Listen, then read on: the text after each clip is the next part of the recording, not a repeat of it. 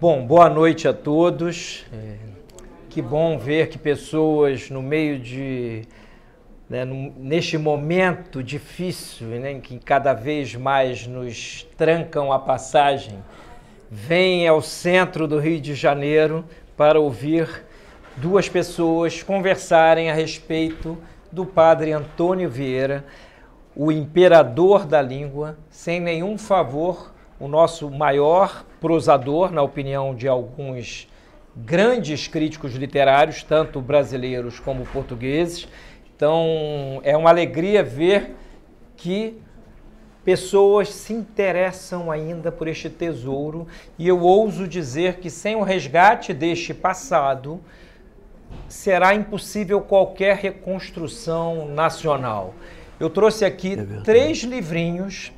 Um deles são os sermões que o padre Antônio Vieira escreveu só sobre Santo Antônio de Lisboa. Era o santo do nome dele. O santo do nome dele, um santo português. Nós estivemos, eu e o professor Pachá, em 2017, numa pastelaria, na rua que se chama Rua do Milagre de Santo Antônio. Santo Antônio é o grande santo taumaturgo da virada dos séculos XII para o XIII, fez milagres extraordinários, ele é uma espécie de Padre Pio do século XIII. E tem uma característica também, se eu posso interromper, ele é o santo português, nascido, criado em Lisboa, viveu em Portugal, mas os italianos, os paduanos em particular, também o consideram dele, e ambos têm razão.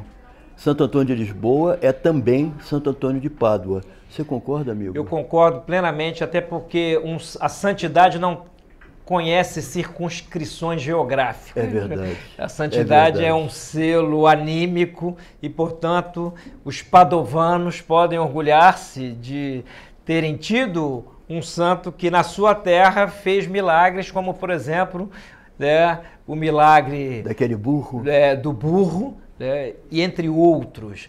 Mas nós, sem nenhum prurido, como luso-brasileiros, como pertencentes à comunidade lusófona, puxamos a sardinha para o nosso lado sem nenhum escrúpulo, claro, e chamamos Santo Antônio de Santo Antônio de Lisboa. Evidente, um santo português, portuguesíssimo. Então aqui estão reunidos nesta edição, eu vou ler um excerto daqui a pouco, os sermões de Santo Antônio, do padre Antônio Vieira, só sobre Santo Antônio. Eu trouxe também aqui, fica a indicação bibliográfica para quem gosta de história da literatura. Há algumas histórias da literatura portuguesa interessantes. Essa aqui é bem sintética, e do Fidelino de Figueiredo, que foi um português que inclusive morou no Brasil. E ensinou no Brasil. Dona Cleonice Berardinelli, minha professora de literatura portuguesa, foi aluna dele na Universidade de São Paulo. Dona Cleonice, que viva está hoje ainda, com mais de 100 anos. Ela deve estar com 105 anos, aqui me diz. 107 anos por aí, ela é de 1916. Ela quase conheceu o padre Antônio Vieira. E esta história é muito interessante, eu vou ler um trechinho, e o Fidelino, ele diz que há diferentes tipos de oratória. Há a oratória política, que hoje em dia simplesmente inexiste no Brasil. Há a oratória judiciária, que também anda muito mal entre nós.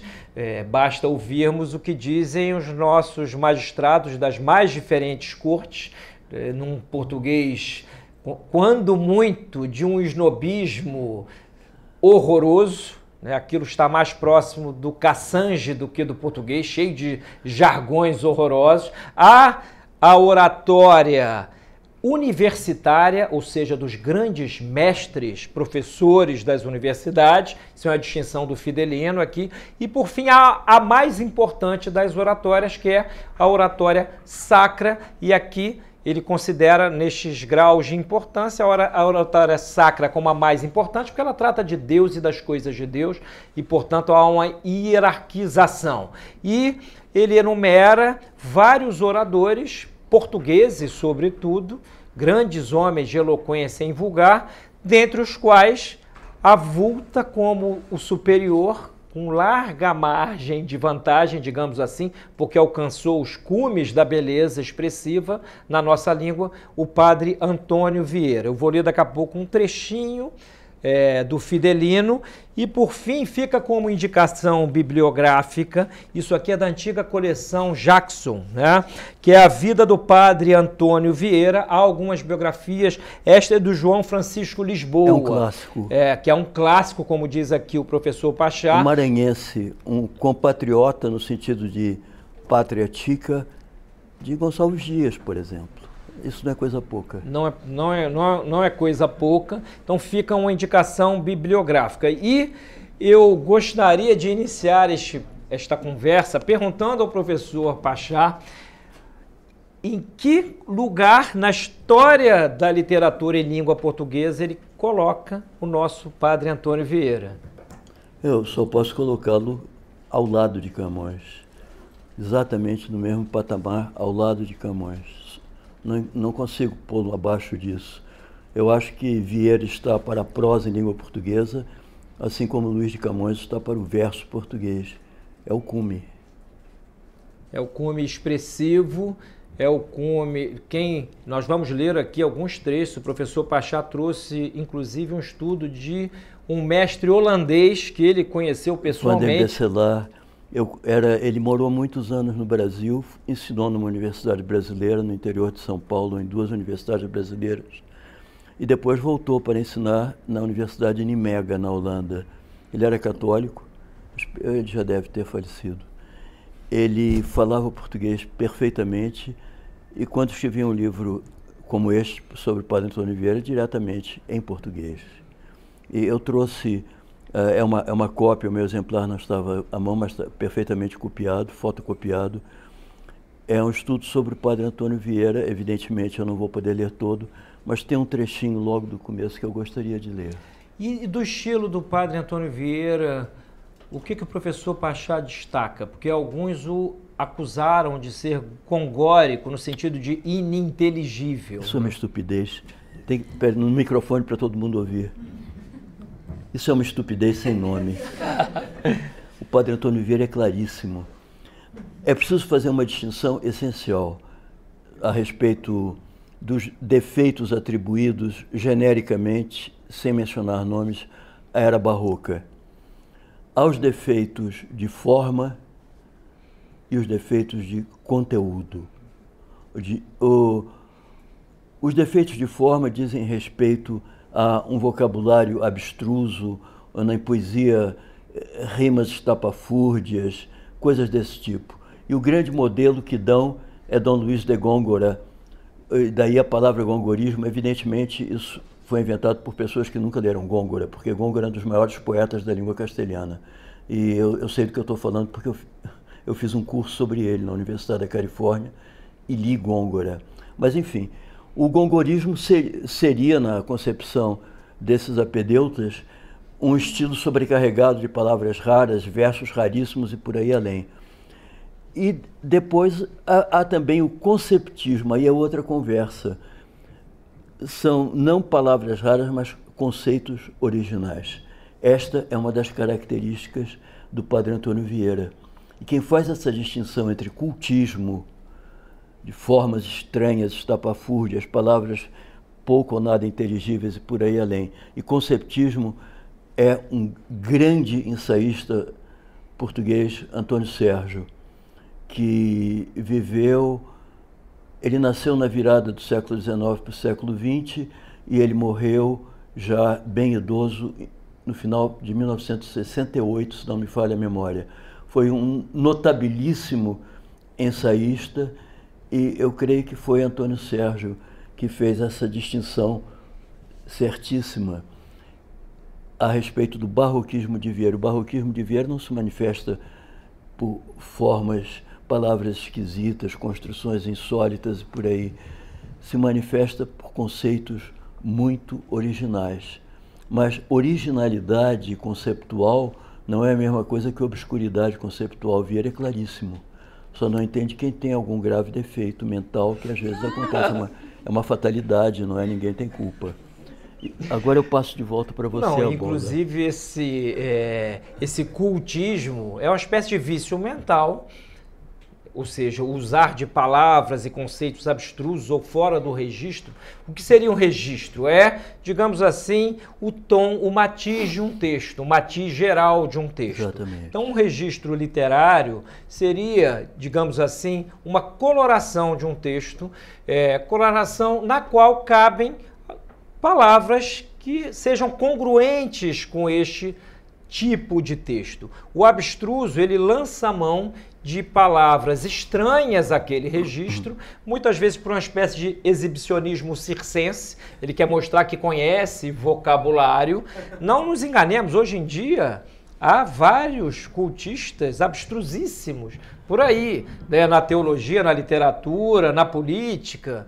O sujeito às vezes não consegue juntar lé com cré, né? E põe lé no lugar indevido, ou parece falar, como costuma dizer o meu amigo Pachá, com certo humor, né, pela parte inferior do tubo digestivo, que são pessoas que vomitam, né, em vaso impróprio, coisas como se fossem coisas divinais. E então é um vício mental, assim como a prolixidade também é um vício mental. O ideal para um escritor, sobretudo para um escritor que é um orador sacro, é ser conciso, preciso, direto e claro e bonito. Né? Vieira tudo isso. A beleza, ou seja, os transcendentais do ser, que são 7, a aula não é sobre metafísica, mas entre eles está a verdade, o vero, o verdadeiro, né? O bom, né? E o belo. Né, o pulcrum, né, que seriam aspectos universais do ser. Então, um orador, alguém que domina a linguagem, estou aqui do lado do meu amigo que é, além de tudo, poeta de ofício, estas pessoas que cultivam a língua neste padrão, elas têm um cuidado de apresentarem o seu pensamento de uma maneira absolutamente clara. E é o caso do padre Antônio Vieira. Ele pode ser acusado de tudo, menos de obscuridade. Tanto que os seus sermões, nós vamos ler aqui alguns trechos, são atuais e legíveis. Só não são legíveis para quem sofre de inanição vocabular, né, que é também um problema muito contemporâneo. As pessoas, como não têm muito vocabulário, têm dificuldade de dar nome às coisas e aquilo que sentem. Mas ele é muito claro e muito direto e toca a nossa alma. Vieira, um dado biográfico, era um homem alto para sua época e de voz tonitruante. Numa época que não havia alto-falante nos púlpitos, não é? Ele tinha que se fazer ouvido. Tinha que impostar a voz. Quantas vezes nós, aqui contemporâneos, numa missa, a vimos ser interrompida porque o microfone falhou, né? E aí, né, o sacerdote, às vezes bem intencionado, mas com aquela voz tímida, né? Uma voz de oboé molhado, como costuma dizer o professor Pachá, essa é uma imagem dele, ele interrompe o sermão. Pois muito bem, os sermonistas antigos, eles tinham que fazer isso. Vós, que sois de Cristo, sois o sal da terra. E que fazemos com o sal que não salga? Diz o Vieira no sermão da 60ª. Não, e do sermão do Santo Antônio aos Peixes. Né? Ah, é verdade. Ou seja, imposta a voz, né? Porque nós, como católicos, temos a obrigação de não sermos tímidos quando tratamos de coisas relativas à fé.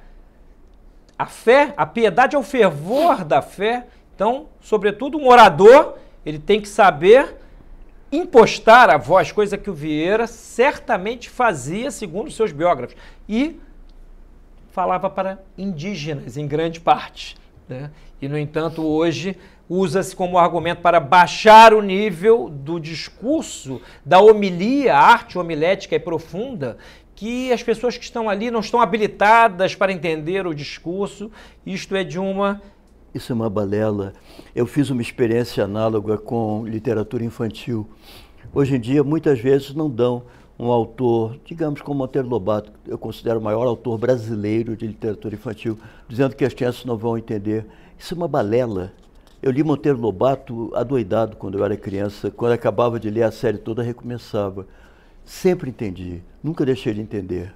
Ele escreve como uma pessoa normal. Eu lia livros de crianças traduzidos em Portugal também, da Condessa de Seguir, em português europeu. Nunca tive problema quando eu lia, por exemplo, que a Sofia, que era uma das meninas das histórias, foi buscar água no púcaro do cão para fazer um chá. O púcaro do cão é a tigela do cachorro, a tigela onde o cachorro bebe água.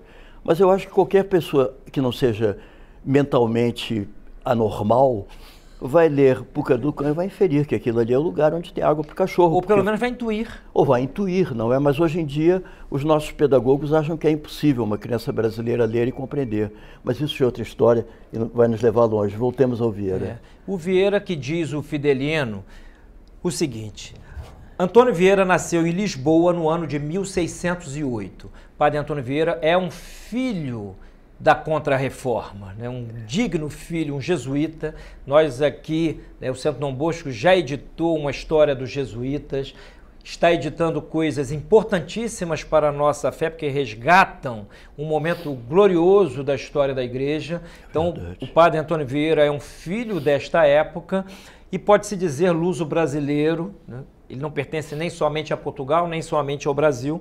Ele nasceu no ano de 1608, de família humilde. Em 1614, partiu com sua família para a Bahia, em cujo colégio da Companhia de Jesus foi educado. Por espontânea vocação, entrou no noviciado em 1623 e recebeu ordens em 1635. Foi missionário no Brasil até 1641, ano em que acompanhou a Europa a Dom Fernando de Mascarenhas, filho do vice-rei do Brasil, Marquês de Montalvão. Então, a vida do Vieira, isso aqui é só o início, foi uma vida atribulada, longa para a época. Ele morreu idoso, com uma idade muito acima. Ele tinha 89 anos. 89 anos, uma idade avançada, teve uma vida atribuladíssima. É verdade. Politicamente, há sermões dele que ferem os colonizadores, digamos assim, a ferro e fogo. No Maranhão, ele e outros jesuítas foram expulsos, porque eles se voltaram abertamente e eloquentemente contra a escravização dos índios e foram expulsos do Maranhão. E depois, em Portugal, ele serviu à corte. Foi sermonista da capela. Sermonista da Capela Real do primeiro rei da Restauração. Foi o Duque de Bragança, Dom João IV de Bragança, rei de Portugal. E Vieira voltou para Portugal, homem feito, sacerdote ordenado e já pregador, justamente quando Dom João IV foi aclamado rei. Isso ocorreu no dia 1º de dezembro de 1640. A notícia chegou aqui em abril do ano seguinte, por aí. Imediatamente, os jesuítas do Brasil foram prestar obediência ao novo monarca português. E o padre Vieira estava nessa comitiva e, em chegando lá, conquistou o rei e outros contemporâneos pregando. Escreveu sermões até em italiano. Isso foi depois, mas escreveu. Depois, e os sermões de Vieira, né, esse seu conceptismo, né, ele implica, às vezes, paradoxos, né, professor Pachá? Ideias aparentemente contraditórias, mas que, no contexto, trazem uma luz a respeito daquela verdade espiritual que ele quer manifestar. É verdade. Ele teve problemas com a Santa Inquisição, de Coimbra, porque, embora fosse um gênio, ele caiu num idealismo sebastianista. Sim, mas sabe, Sidney, eu penso, sem contradizê-lo, eu penso que os problemas de Vieira com a Inquisição foram provocados por animosidade da corte que sucedeu a Dom João IV. Quando Dom João IV morreu, 14 anos depois de 1640, veio um outro monarca e a corte era hostil ao padre Antônio Vieira, tanto que ele esteve prisioneiro durante 2 anos na Inquisição de Coimbra, num convento, creio que de dominicanos. Estão ouvindo o que eu estou falando? Sim. E os únicos livros que ele tinha à disposição para ler e para escrever a defesa dele eram a Bíblia e o Breviário Romano. E foi com esses 2 livros à disposição que ele escreveu a Inquisição, a defesa diante do Tribunal do Santo Ofício. Mas de qualquer maneira, assim, é até um dever nosso, ao falarmos de Vieira, é dizer que ele, de alguma maneira, por acreditar num trovador da cidade de Trancoso, que é uma cidade, não é uma cidade baiana, Trancoso, né?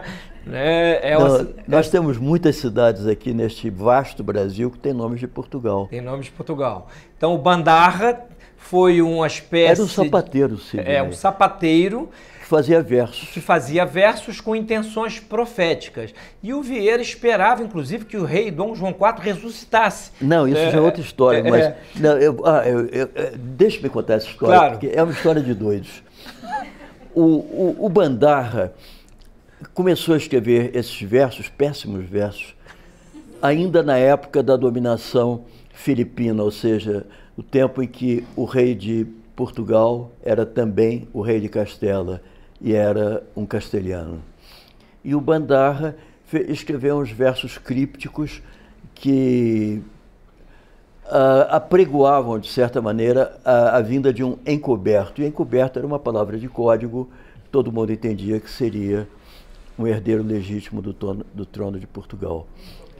E o padre Antônio Vieira, que era um homem genial, mas que tinha ideias sui generis, quando Dom João IV, o Duque de Bragança, foi aclamado rei de Portugal, inaugurando uma nova dinastia portuguesa, que foi a terceira,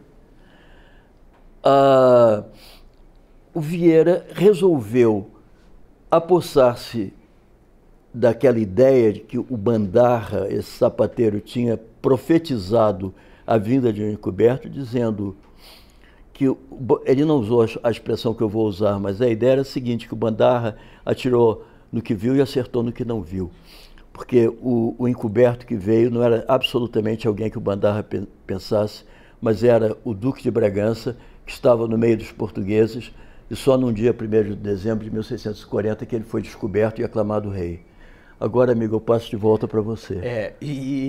Mas que ele era genial, como disse o professor Sérgio, mas também genioso, e tinha umas certas cismas, porque algumas desses versos de péssimo gosto, né, diziam respeito a realidades que tocavam a fé direta ou indiretamente. Então, havia, com certeza, o que o professor Pachá assinalou aqui, muita raiva política por parte de alguns, contra Vieira, mas havia também nessa sua crença num sapateiro que seria presumivelmente um profeta, algo que contrariava a fé numa época em que o magistério da igreja não se envergonhava de chamar a atenção de quem quer que fosse por questões doutrinais. Vocês aqui do Centro Dom Bosco publicaram há poucos anos atrás uma das versões do Índex de livros proibidos, né? E para nós termos ideia, Camões, os Lusíadas, foram avaliados por um inquisidor, né?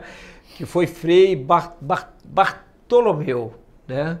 Eu me esqueci do nome dele, mas era um homem de vistas largas, meu Deus do céu. E hoje, não, e foi aprovado. Hoje, na hora, sem nenhuma emenda, sem nada. Hoje em dia, muitos católicos que leem o Canto Nono dos Lusíadas e têm frenesi. Mas... Não, há católicos que, se fossem inquisidores hoje, proibiriam os Lusíadas porque faz referências a deuses pagãos, etc. Né? O que é de uma estupidez supina, até porque todo este grande poema é um poema católico do início ao fim. É verdade. Camões apenas vale-se de mitologias para contextualizar a façanha de Vasco da Gama. Vasco da Gama é um herói extraordinário e, a certa altura do poema, como recompensa por sua façanha, que era de deixar os antigos vexados, porque aquelas façanhas homéricas eram fábulas, né? Enquanto isso Camões diz exatamente na introdução dos Lusíadas. Eu não estou contando histórias fabulosas, eu estou contando fatos históricos. Você pode dizer o verso, inclusive. Esquece-me.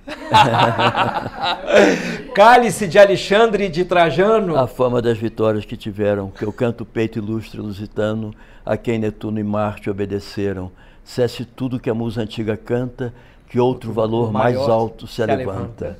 né? Então nós somos filhos desses, eu fico aqui arrepiado, de heróis, e o Brasil, heróis católicos, né? E o Brasil, se quer fazer as pazes consigo mesmo, precisa necessariamente resgatar este passado. Nós somos e seremos a terra da Santa Cruz, né? O primeiro monumento brasileiro foi um cruzeiro. É, né? Verdade. E aqueles que chegaram aqui trouxeram com eles os jesuítas, né? Os navegantes que aqui chegaram, e nós fomos colonizados. A história da colonização é belíssima, e o Vieira ocupa um lugar especial nesta história, que é uma história de alguns séculos. Eu só fiz essa advertência aqui, que me parece necessária, porque realmente ele, em algum momento, variou e disse coisas temerárias e foi advertido pela Santa Inquisição numa época em que, e depois foi reduzido, ou pelo menos tentaram reduzi-lo ao silêncio obsequioso, não conseguiram, porque ele escreveu uma história do futuro. Era outra das obsessões. Ele era um homem genioso, mas eu digo, nós católicos brasileiros precisamos, todos nós que pelo menos aspiramos a ter um conhecimento mais elevado da cultura luso-brasileira, devemos conhecer melhor os sermões do padre Antônio Vieira, sermões estes que ele, a certa altura, corrigiu e botou na ordem que lhe pareceu adequada. Aqui no Brasil, quando ele finalmente voltou da Europa, porque depois de ser libertado pela Inquisição, ele foi para Roma, passou lá 9 anos, pregou várias vezes em Roma, tanto em português quanto em italiano. Em português, na igreja de Santo Antônio dos Portugueses. E alguns sermões belíssimos foram feitos lá. E como o Sermão da Cinza, por exemplo. E outros em italiano, e esses sermões em italiano foram recentemente traduzidos para português. Também são menos conhecidos, mas simplesmente para ver a capacidade do padre Antônio Vieira. E uma vez, quando ele defendeu Heráclito naquela disputa das lágrimas de Heráclito e do riso de Parmênides. De Parmênides, foi na presença da rainha da Suécia, Cristina, convertida ao catolicismo, e a rainha Cristina convidou Vieira para ser o pregador dela. Vieira declinou aquela honra. Para vocês verem a eloquência deste grande homem, ele pregando numa outra língua é difícil. Produzir beleza numa língua que não é a materna. Às vezes uma pessoa conhece outro idioma, até a fundo, etc., porém, escrever nele em ponto grande é para os gênios, para os grandes, seja em prosa, seja em poesia. Nós tivemos também casos no sentido contrário, de estrangeiros que aqui chegaram no século XX e produziram a melhor prosa em língua portuguesa, uma prosa de primeiro nível, como, por exemplo, o professor Paulo Ronay, como, por exemplo, o Otto Maria Carpo. É verdade. Que a língua do Paulo Ronay, a língua materna era o húngaro, e a língua materna do Carpo era o alemão. Carpo era austríaco. Eu, por acaso, conheci os dois. Eu não estou dizendo isso para me vangloriar, é simplesmente para vocês verem que eu sou um fóssil. Não, eu acharia que o amigo é um fóssil se dissesse que conheceu o próprio Vieira, né? Ou o seu preceptor jesuíta, né? Que... Não cheguei a tanto. Que fez com que aquelas letras adentrassem na língua portuguesa em ponto grande. Não, a gente tem que pensar no seguinte, quando Vieira chegou em Portugal, em 1642, ele já era Vieira, ele já era um grande pregador. E onde que ele aprendeu a pregar? Não foi em Lisboa, com 6 anos de idade. Vieira se formou na Bahia, no Colégio dos Jesuítas, fez o noviciado na Bahia e depois foi estudar filosofia e teologia em Olinda, no escolasticado dos Jesuítas, mas ele aprendeu a pregar no Brasil. E aqui vale dizer o seguinte: a oratória sacra, como a oratória em geral, já o sabemos desde Cícero e Quintiliano, o discurso oratório, ele tem um prólogo, um exórdio, que é aquele momento em que o orador vai apresentar o problema, vai contextualizá-lo. Quer falar mais algo sobre o exórdio, professor? Não, eu gostaria daqui a pouco de ler 1 ou 2 exórdios de Vieira para dar exemplo. Eu tomo a liberdade de ler que é a famosa pregação aos peixes. Então, Vieira, inspirado no milagre de Santo Antônio, que é seu modelo. Santo Antônio é um dos maiores sermonistas da história da igreja, não foi só um santo taumaturgo, foi um homem de luzes extraordinárias. Então, aqui um exemplo de um exórdio, que é a introdução ao tema. O sal já não salga. Vós, diz Cristo, Senhor nosso, falando com os pregadores, sois o sal da terra, e chama-lhe sal da terra porque quer que façam na terra o que faz o sal. O efeito do sal é impedir a corrupção, mas quando a terra se vê tão corrupta como está a nossa, parece até o sermão atual, né? Havendo tantos nela que têm ofício de sal, ou seja, os pregadores, os homens do primado espiritual, né?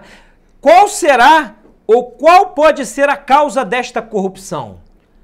Ou porque o sal não salga, ou porque a terra se não deixa salgar. Esta inversão do pronome com advérbio, depois o professor pode falar algo dela, tá? Ou é porque o sal não salga e os pregadores não pregam a verdadeira doutrina, ou porque a terra se não deixa salgar e os ouvintes, sendo verdadeira a doutrina que lhes dão, a não querem receber. Ou é porque o sal não salga e os pregadores dizem uma coisa e fazem outra, ou porque a terra se não deixa salgar e os ouvintes querem antes imitar o que eles fazem que fazer o que dizem. Ou é porque o sal não salga e os pregadores pregam a si e não a Cristo, ou porque a terra se não deixa salgar e os ouvintes, em vez de servir a Cristo, servem a seus apetites. Não é isto tudo verdade? Ainda mal. Isto é um exórdio. É verdade. E o que vem depois é algo extraordinário, é um dos mais belos sermões jamais escritos pelo padre Antônio Vieira. É verdade. Mas o intuito qual é o intuito da oratória? Antes de tudo, mover os afetos dos ouvintes. A oratória, diferentemente de uma demonstração metafísica, de um teorema matemático, de um teorema da física, o propósito da oratória é mover os corações. Não a postura do orador, mas a verdade por meio da qual, a verdade que o atravessa, digamos assim, como se atravessasse um vitral. Depois há outras partes do discurso, o desenvolvimento, a peroração, etc. Vieira aprendeu isto certamente entre os jesuítas. Ele estudou Cícero, Quintiliano, ou seja, ele estudou retórica em ponto grande, estudou dialética, que é a arte de argumentar, pontuando os raciocínios, concatenando-os em busca de uma verdade, da manifestação da verdade. A Ratio Studiorum é, sem favor, um dos maiores métodos pedagógicos já inventados pelo homem. Demorou mais de 50 anos para ser aprovada em sua forma final. Teve, por exemplo, o Centro Dom Bosco acabou de lançar uma obra de São Roberto Bellarmino. São Roberto Bellarmino, além de todas as suas qualidades como teólogo, era um grande intelectual e foi um dos homens que, por exemplo, opinaram a respeito de tópicos da Ratio Studiorum. Então, Vieira foi formado por esse método, que foi o mesmo que formou aqui o nosso professor Sérgio Pachá, quando estudou no Colégio Anchieta, em Friburgo. No tempo que os jesuítas eram católicos. Dizer isso com pesar, claro. Porém, numa situação tragicômica, às vezes é importante alguém apontar o dedo com caridade, porque se ninguém fala nada, as coisas vão deteriorando, e hoje, mesmo nos ambientes católicos, nós vemos a atitude do puritano. Né? Eu não vou me meter nisto ou naquilo outro, porque é muito sujo. Né? É a atitude do limpinho.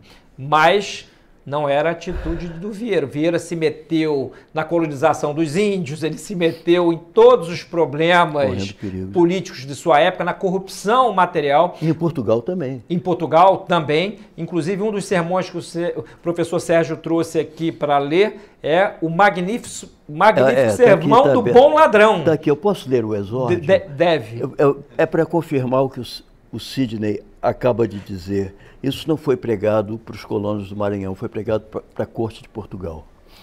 Eu vou ler só o exórdio, quer dizer, o começo do sermão do bom ladrão, que aliás é um sermão admirável. Eu já li esse sermão seguramente umas 4 vezes. Então, este sermão que hoje se prega na Misericórdia de Lisboa, isto é, na Igreja da Santa Casa da Misericórdia de Lisboa, e não se prega na Capela Real, parecia-me a mim que lá se havia de pregar e não aqui. Daquela pauta havia de ser e não desta. E por quê? Porque o texto em que se funda o mesmo sermão, todo pertence à majestade daquele lugar e nada à piedade deste. Uma das coisas que diz o texto é que foram sentenciados em Jerusalém 2 ladrões, e ambos condenados, ambos executados, ambos crucificados e mortos, sem lhes valer procurador nem embargos. Permite isto a misericórdia de Lisboa? Não. A primeira diligência que faz é eleger por procurador das cadeias um irmão de grande autoridade, poder e indústria.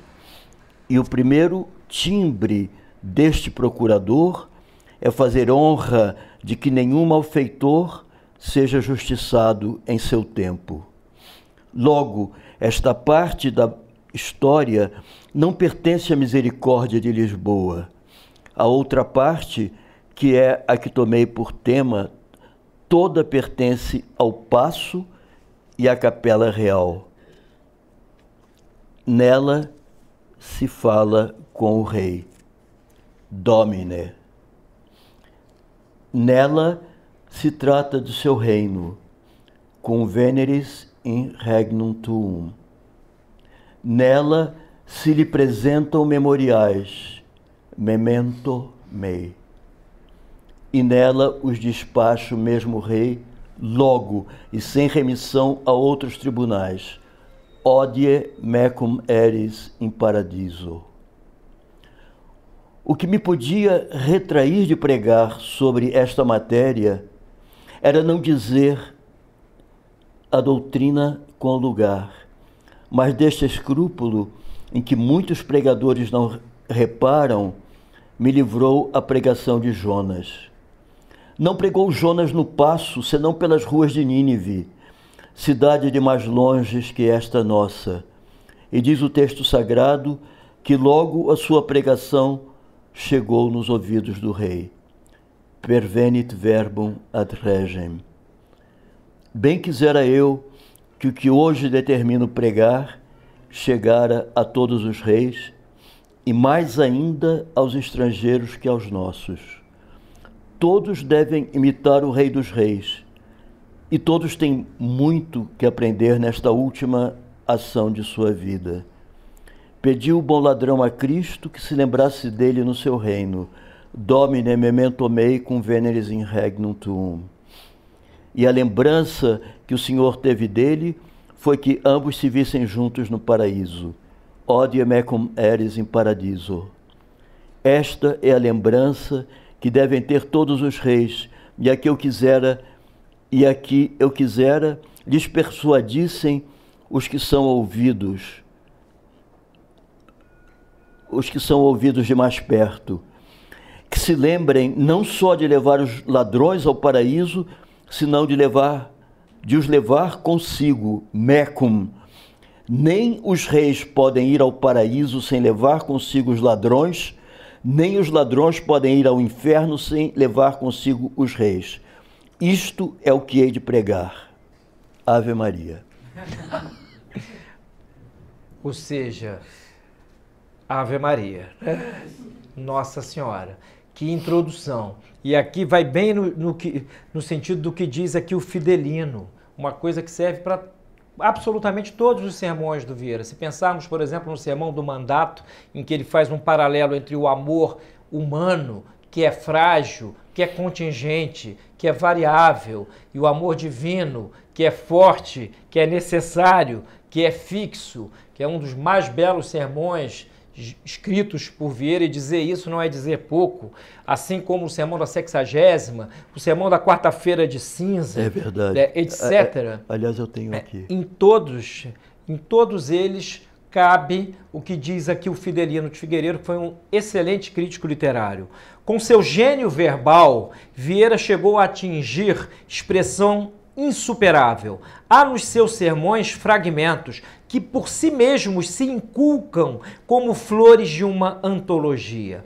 Reflexões morais, filosóficas, alegóricas, conceitos e descrições em que, sem caprichos nem novidade na sintaxe ou no léxico, o relevo é máximo, varonil, a energia e a precisão tão grande quanto a eloquência. Disse o bispo de Viseu, Dom Francisco Alexandre Lobo, que em Vieira estava toda a língua portuguesa na sua pureza nativa e na sua riqueza. Não é bem exato isto. Vieira é um modelo de expressão, não propriamente riqueza vocabular ou sintática. Maravilha-nos que ele conseguisse tais efeitos com um léxico, às vezes até reduzido.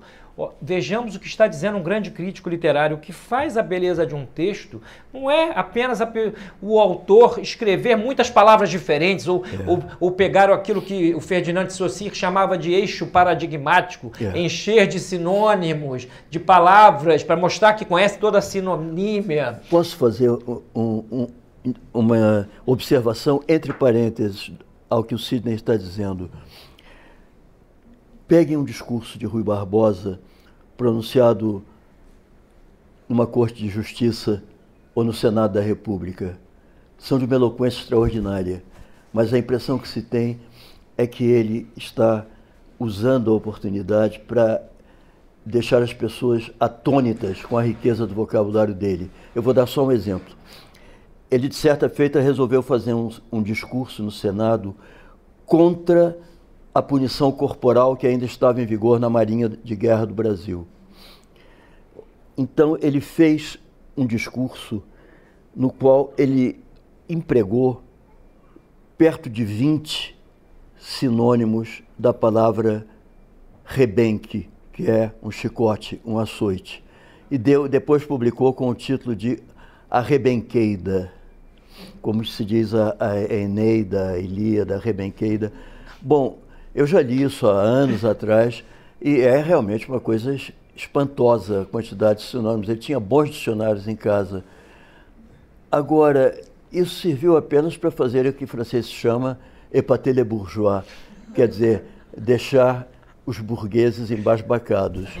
E agora eu passo a palavra de volta ao meu amigo Sidney. Eu diria que Rui Barbosa escrevia com culote. Ou seja, era um exibido, não é que não escrevesse maravilhosamente bem, mas em Rui Barbosa nós vemos um defeito que não vemos em Vieira, que é essa quebra de registro, essa vontade de exibir o vocabulário e às vezes meter num texto que está ali todo certinho, palavras que não cabem. Existe uma coisa objetiva que é o bom gosto, isso não é uma coisa abstrata, é o sentido das proporções, etc. Um escritor de gênio, ele tem esse senso das proporções. Então, o registro pede que não se usem determinadas palavras. E o que o crítico aqui, o Fidelino de Figueiredo, está a dizer é que o Vieira, além de tudo, conseguia trazer grande expressividade aos seus discursos, valendo-se não raro de um vocabulário exíguo, reduzido. Então, e brincava com as palavras. Quantas são as brincava entre muitas aspas, né? Quantas são as maneiras de Vieira trazer à luz uma verdade, como quando ele diz a certa altura,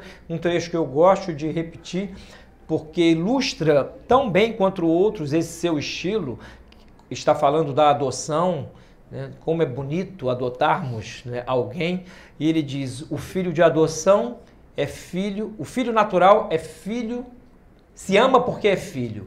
O filho de adoção é filho porque se ama. Vejam que brincadeira, que simplicidade. Isto é atual. Qualquer um que não seja um quadrúpede por vocação, né? Qualquer um que não chegue diante do sacrário e peça assim, ó meu bom Jesus sacramentado, fazei com que eu me torne uma anta juramentada e não entenda nada. Qualquer um que não faça isto vai entender perfeitamente esta e outras passagens do padre Antônio Vieira. E diz aqui, ele diz mais, conseguiu, voltamos ao Fidelino, com essa centelha divina que não se adquire de repente, conseguiu com relâmpagos geniais pela repetição. A repetição é um dos recursos da boa retórica? Sem dúvida. César dizia que é a figura de retórica mais eficaz de todas, é a repetição. Às vezes repetimos palavras, conceitos, etc. E isto traz, primeiro, é um processo até que ajuda a memória das pessoas. Pela repetição de um conceito, nós ajudamos a gravar esse conceito na alma de quem nos ouve. E o Vieira usa de repetições, ele domina todas as figuras de linguagem que nós possamos imaginar. É inimitável nesse particular e é nisto que reside a parte mais pessoal, mais original e mais poderosa do seu espírito. Um inimitável mestre na arte de combinar valores comuns em efeitos novos e relevantes. Esse dom nasceu com ele, morreu com ele. Só volta a manifestar-se em tão alto grau, embora no sentido muitíssimo diverso, em essa de Queiroz, no fim do século XIX. E aqui fica a dica para quem gosta de literatura. Eu tenho particularmente, e creio que o professor Pachá concorda comigo, a seguinte ideia. O brasileiro contemporâneo precisa exercitar a linguagem, precisa, digamos assim, frequentar os clássicos, adquirir, conhecer maneiras de dizer que são muito variadas na nossa língua. É verdade. E a maioria das pessoas hoje em dia não tem ideia disso. Não tem ideia disso. Nós assistimos, assim, às vezes eu assisto a uma sessão da Câmara, por masoquismo, juramentado, e penso que ali alguns deputados estão a manifestar um fenômeno de glossolalia. Eles falam em línguas e em línguas nenhumas, né? Como se diz em Portugal. Eles falam em muitas línguas e em línguas nenhumas. Então, o Brasil precisa resgatar isto em todos os âmbitos, na oratória judiciária, como diz o Fidelino, na oratória política, na oratória dos professores e na oratória sacra. Mas comecemos pela sacra, conhecendo o nosso maior prosador.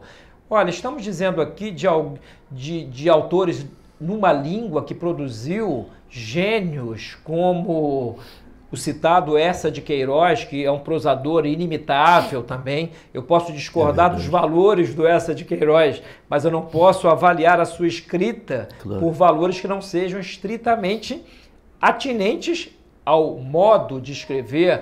Produziu o nosso Machado de Assis, produziu poetas inigualáveis, Olavo Bilac, muito citado e tão pouco frequentado. É verdade. Tem até poemas infantis, geniais, maravilhosos. Olavo Bilac é a perfeição do soneto, como outras perfeições houve. Camões, estamos aqui ao lado do maior camonista brasileiro vivo, não conheço nenhum como ele. Eu só não digo que o professor Pachá é o maior vieirista, que isso, né? Porque, mas assim, eu não sei, né? Nós temos um grande especialista, graças a Deus, na obra do padre Antônio Vieira, está vivo, pelo que eu sei, que é o professor Alcir Pécora. Exatamente, né? Na Universidade de Campinas. Da Universidade de Campinas, da Unicamp. Então, ainda há vida inteligente. É raro, hein? Graças a Deus. Você que me vê aí, né? Há ainda pessoas que conseguem, né, ter sinapses e manifestar que tem, né, no ambiente universitário. Cada vez é mais raro. Mas frequentar o Padre Antônio Vieira é ir à nossa alma, naquilo que ela tem de mais profundo.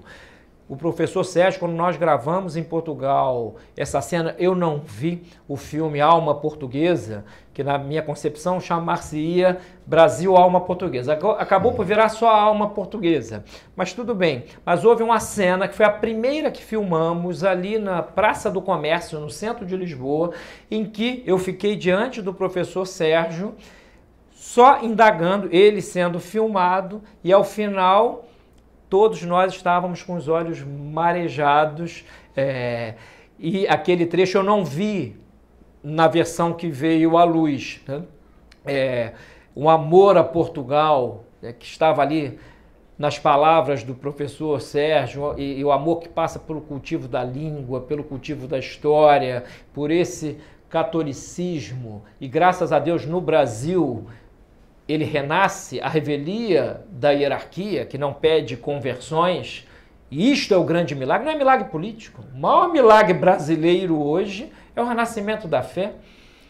É o renascimento da fé de uma maneira extraordinária, por meio de cursos de alguns professores, por meio de livros clássicos da história do catolicismo que estavam proscritos, até o nosso padre padre Leonel Franca, que entrou em domínio público há pouco tempo, sua obra quase não era relançada dela um outro escrito. Incrível. Então, foi um grande apologista da fé.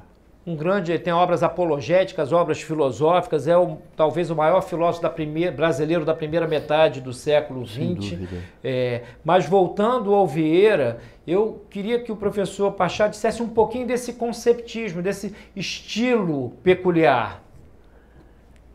Sidney, talvez eu pudesse dizer melhor a coisa com palavras do próprio Vieira. Eu tenho aqui, eu selecionei,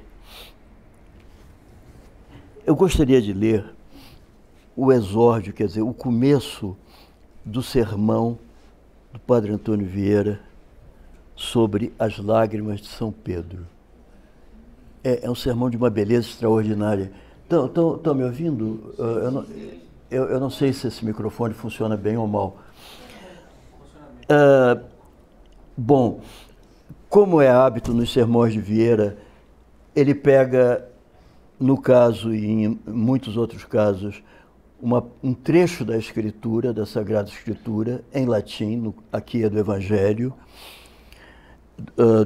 de Lucas, penso eu, e ele expõe esse texto em latim, 2 ou 3 linhas, e depois desenvolve. Eu vou ler, portanto, o começo do Sermão das Lágrimas de São Pedro, que é extraordinário.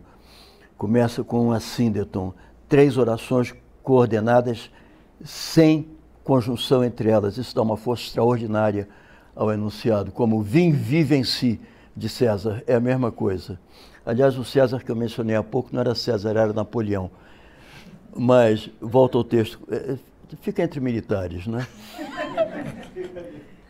Sermão das Lágrimas de São Pedro.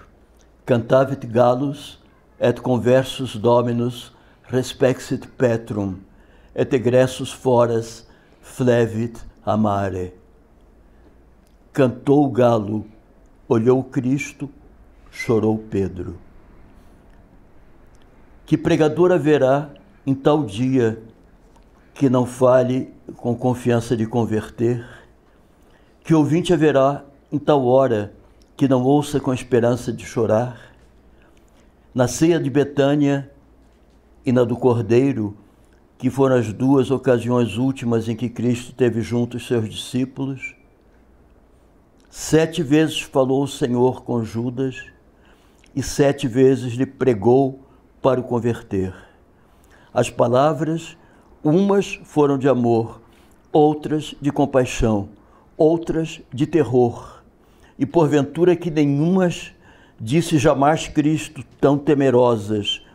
Ve autem homini illi perquem filius hominis tradetur. Ai daquele homem por quem for entregue o Filho do Homem. Bonum erat si, bonum erat ei, si natus non fuisset homo ille. Melhor lhe fora a tal homem nunca haver nascido. ainda ditas a Judas, fazem tremer estas palavras.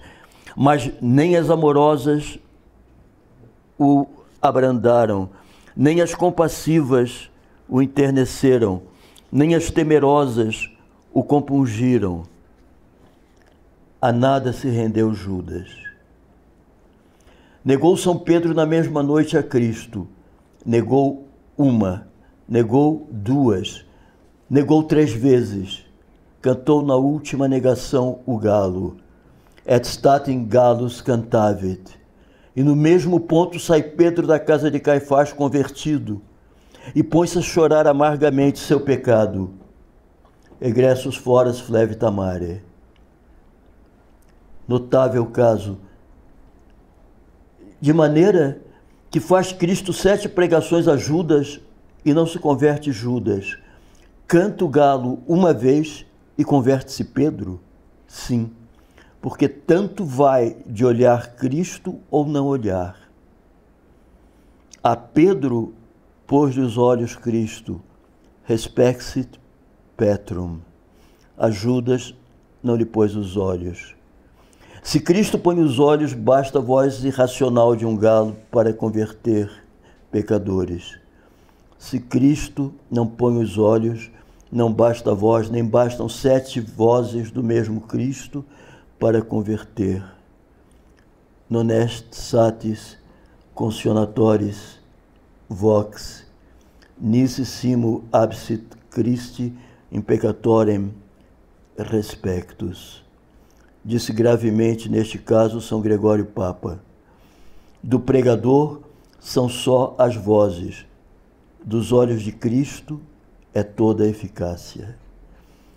E quando temos hoje os olhos de Cristo tão propícios, que pregador haverá tão tíbio e que ouvinte tão duro, que não esperem grandes efeitos ao brado de suas vozes. Senhor, os vossos olhos são os que hão de dar as lágrimas aos nossos. E agora eu vou ler mais o parágrafo seguinte, porque é a continuação disso que acaba de ser dito pelo pregador. As mais bem-nascidas lágrimas que nunca se choraram no mundo foram as de São Pedro, porque tiveram seu nascimento nos olhos de Cristo. Nos olhos de Cristo nasceram, dos olhos de Pedro manaram. Nos de Cristo quando viu, respexit Petrum, dos de Pedro quando chorou, flevit amare. Rios de lágrimas foram hoje as lágrimas de São Pedro, mas as fontes desses rios foram os olhos de Cristo. Ao Nilo, antigamente, viam-se-lhe as correntes, mas não se lhe sabia a origem. Tais em Pedro hoje os 2 rios, ou os 2 Nilos de suas lágrimas. A origem era oculta, porque tinham as fontes nos olhos de Cristo.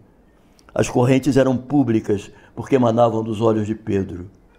Para o dilúvio universal, diz o texto sagrado, que se abriram as janelas do céu e se romperam as fontes do abismo. Aperte sunt cataracte celi, rupti sunt fontes abissi.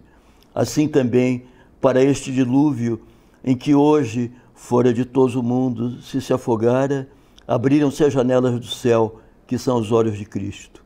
Romperam-se as fontes do abismo, que são os olhos de Pedro. Desta maneira, inundou aquele imenso dilúvio, em que depois de fazer naufrágio, se salvou o melhor Noé. Meus caros, acabamos de ouvir um trecho pequenino do Padre Antônio Vieira, tão sublime, que se ele não tivesse escrevido mais nada, já seria suficiente para colocá-lo em qualquer antologia de oratória sacra. Ou seja, as lágrimas de Pedro têm valor porque nasceram dos olhos de Cristo. E basta um olhar de Cristo para nos converter. Ao passo que quando se tem o coração duro. Eu não conheço nenhum outro texto que fale literariamente da dureza do coração como este do Padre Vieira a respeito de Judas. Porque quando um coração está endurecido, não há argumento que o penetre, não há água que o amoleça. E este é o coração de Judas. Hoje há até quem queira reabilitar Judas, mesmo em ambientes católicos, o que é, digamos assim, com tintas bastante claras, diabólico. Diabólico. Nós sabemos que, embora Deus possa ele vê todos os futuros contingentes, o fato de ele saber de antemão o que nós faremos não retira de nós a responsabilidade por aquilo que fazemos. Da mesma maneira como um grande jogador de xadrez vê que o adversário errou e que daqui a 20 lances ele perderá, mas o adversário teve a responsabilidade de fazer o movimento errado e vai sofrer as consequências. Então, isto que nós acabamos aqui na voz do professor Pachá, acabamos de ouvir, é o estilo do Padre Antônio Vieira em muitos dos seus sermões.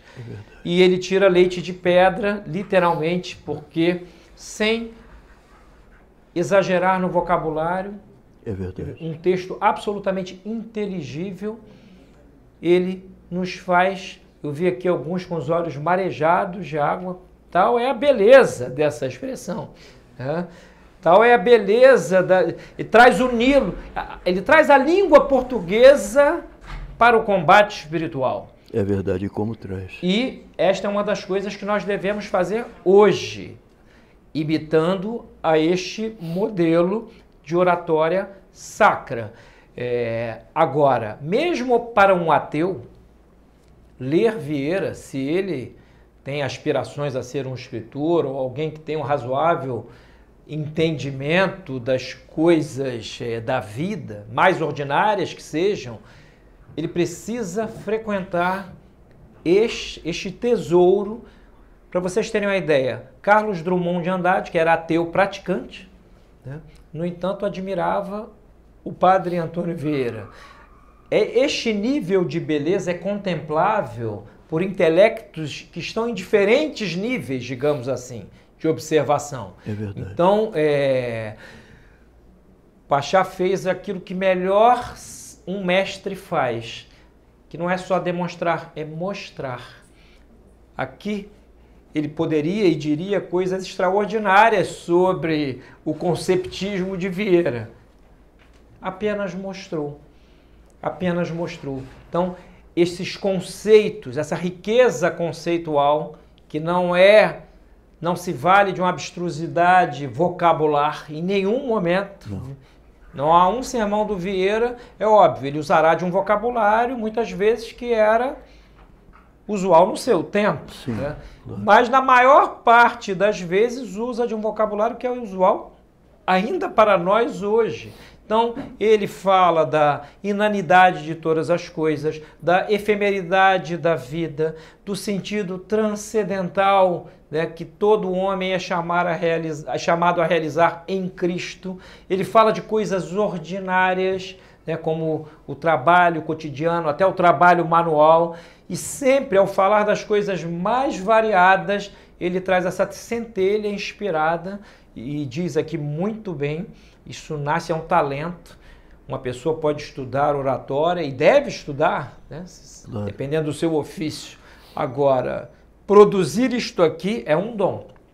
É um dom. Chegar a este nível é um dom. O que nos cabe é aplaudir, reverenciar, que é uma das coisas que mais faz falta hoje nos ambientes culturais, etc., e religiosos, é louvar o que deve ser louvado.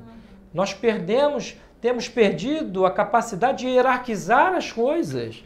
Então, e pegamos um prurido, assim, de não dar certos nomes a bois profanos para não ferir susceptibilidades. Então, ou frequentaremos isto aqui, Vieira é o ápice da língua e é o ápice da sermonística em língua portuguesa. Houve um outro grande sermonista, e nisto eu e o Pachá concordamos, né, que foi o padre Manuel Bernardes, um grande sermonista, mas que não chegou a estes Everestes, né, esses Himalaias extraordinários, embora tenha sermões maravilhosos. Ninguém vai negar que a Serra da Estrela é muito bonita, né?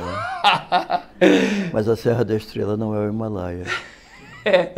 Exatamente, né? Esse sentido da beleza, nós só o temos quando contemplamos o que é mais belo.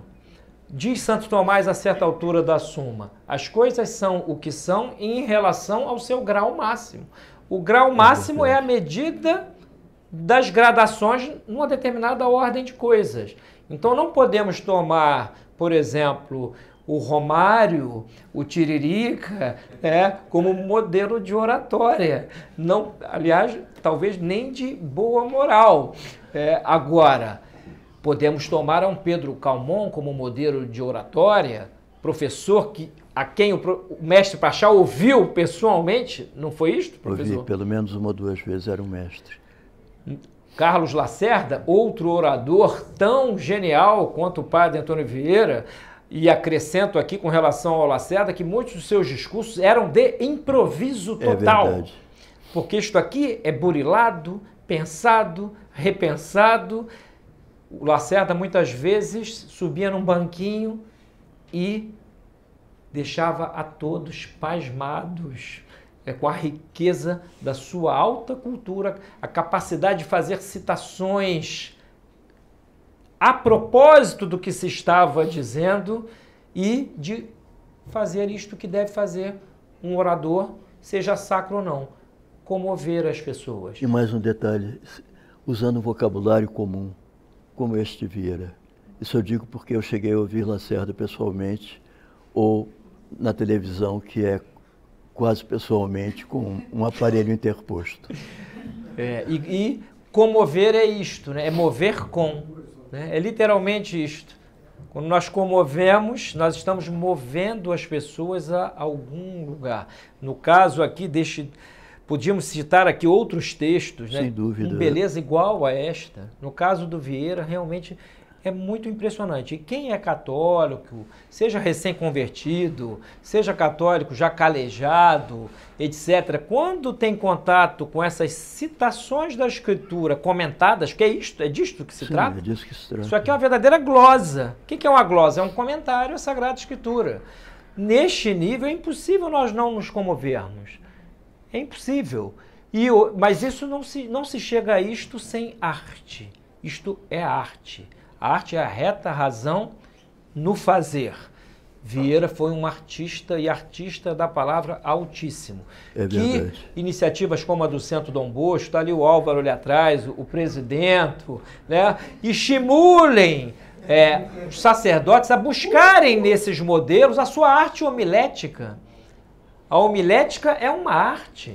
Que se aprende. Que se aprende? A arte é algo que se aprende. É óbvio que haverá um ou outro mais talentoso. Claro. Né? E não a arte da epilética, né? que é uma arte da atividade. Essa a gente pode deixar para a Câmara dos Deputados. Aliás, olha só, eu fiquei muito à vontade que no meu a última aula aqui no CDB, que foi sobre a expulsão do paraíso, uma aula de teologia, a certa altura você vê como faz falta o bom vocabulário, porque ele traz pelo menos a compreensão dos estados de humor, da maneira de dizer, porque eu citei a certa altura que eu não ia falar como um epilético, né? Alguém foi lá comentar, né?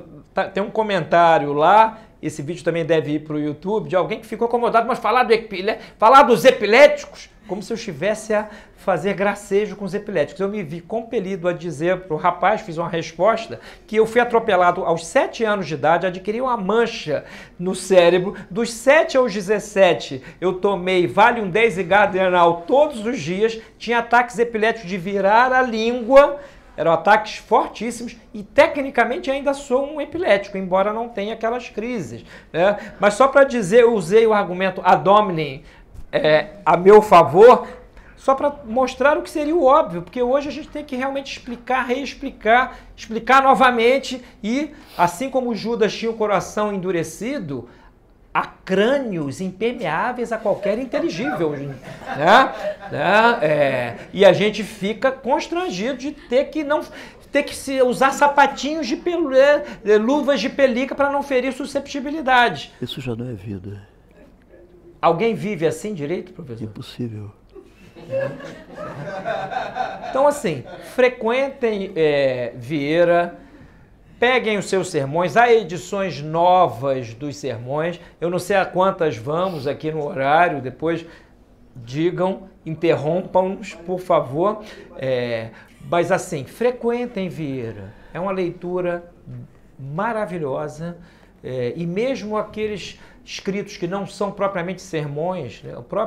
A História do Futuro, há verdadeiras luzes que jorram até no meio de uma certa doidice que chegou o Vieira no final da sua vida. Sim, aí já é outra história, não é?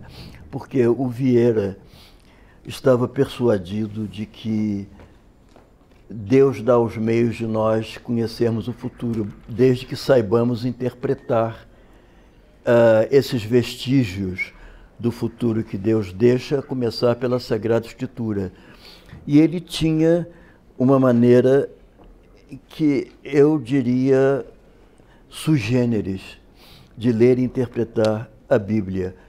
E eu vou dar só um exemplo, mas eu acho que é eloquente, vocês vão perceber exatamente o que eu estou falando.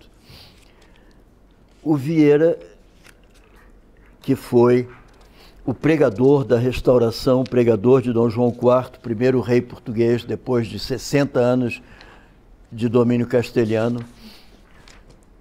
ele tinha afirmado, quando Dom João IV, num sermão, não me lembro de qual, quando Dom João IV ainda vivia, que Dom João IV ainda seria o rei do mundo, porque estava numa passagem da Bíblia que eu não me lembro qual é. Nesse meio tempo, Dom João IV morreu. E Vieira, então, estava distante, eu não sei se ele estava em Roma, não estava em Roma, talvez estivesse em Roma, não sei, estava distante. Vieira escreveu para o confessor da rainha, que era também um jesuíta, pedindo a ele, da rainha viúva, que comunicasse à rainha que não se afligisse porque Dom João IV ia ressuscitar. Ponto. Acabou a história.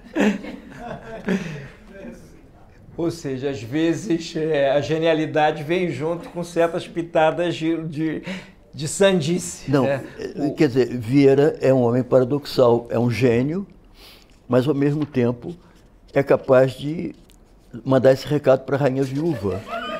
Que pensem bem, isso é um troço de doidos. Mas nem por isso ele deixa de ser Antônio Vieira, é só para mostrar a gente que há sempre uma certa relatividade nas coisas humanas. Você acha que eu estou errado, Sidney? Não, eu acho que está certíssimo. E hoje, isso para nós, nos tempos que correm, é importante, porque às vezes as pessoas têm certa presunção de que, né, vão ter uma preeminência em alguma coisa porque estudaram mais. Deus já diz o adágio, não escolhe os melhores, torna melhores aqueles que escolhe. Ou seja, Deus se vale de pessoas, às vezes, até desassistidas intelectualmente, para fazer grandes coisas. Santo Curadás. Santo Curadás é um grande exemplo. Não se notabilizava lá no seminário como alguém que pudesse vir a ser um grande sacerdote. Mandaram-no para uma aldeia, né, na esperança, quase condescendendo com que ele se tornasse sacerdote de aldeões, e ele foi quem foi.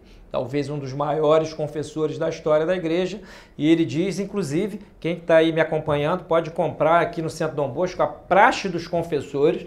O Santo Curadás diz que o pouco, entre muitas aspas, que ele aprendeu sobre confissão, aprendeu lendo a Praxe dos Confessores. Bom, se o Santo Curadás diz isso, né, o mínimo que nós podemos fazer por uma espécie de dever moral é buscar ali alguma fonte de leite espiritual.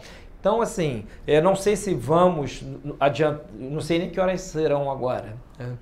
15 para as 9. Então, não sei, Álvaro, diga-me lá se Porque vocês estão num silêncio assim que... Vamos deixá-los falar agora. Vocês querem... Olha só, vamos fazer o seguinte. Fique assentado que Vieira realmente é o ápice da nossa literatura em prosa, do ponto de vista dos conceitos, da beleza, etc. E que, do ponto de vista espiritual, nos deixou alguns sermões que são imortais, ou seja, imortais no sentido de que estão destinados à posteridade. Enquanto houver língua portuguesa no mundo, haverá quem aprecie isto. Então, encerremos aqui formalmente para abrir para perguntas, insultos, etc. Tá bom? Muito obrigado, viu? Muito obrigado.